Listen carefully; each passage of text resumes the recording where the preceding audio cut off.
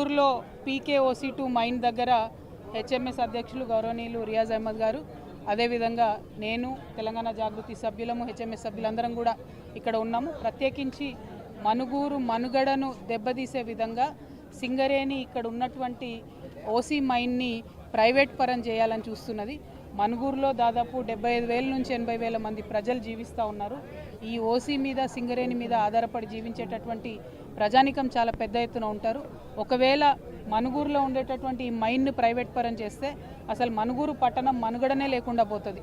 చాలా దారుణంగా అమానవీయంగా ఇక్కడ CND గారు వచ్చి మరి మనుగూరు లైఫ్ ఇంకొక 3 ఏళ్ళే ఉంది, 2030లో మొత్తం మైన్ క్లోజ్ చేస్తామని చెప్పి వెళ్ళడం జరిగింది.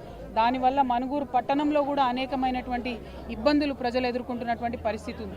ఇంకొక పక్క భద్రాచలం థర్మల్ పవర్ స్టేషన్ అని పెట్టారు, దాని మీద 1000 మందికి ఎక్కువ జీవించేటటువంటి పరిస్థితి లేదు.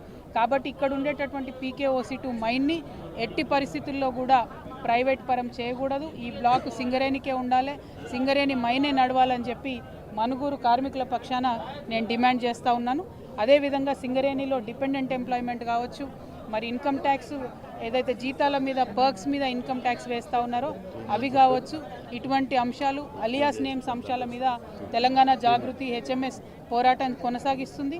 కార్మికుల పక్షాన నిలబడి ఉంటుందని చెప్పి మీకు మాట ఇస్తూ ఉన్నాం. Thank you. జై తెలంగాణ, జై సింగరేణి.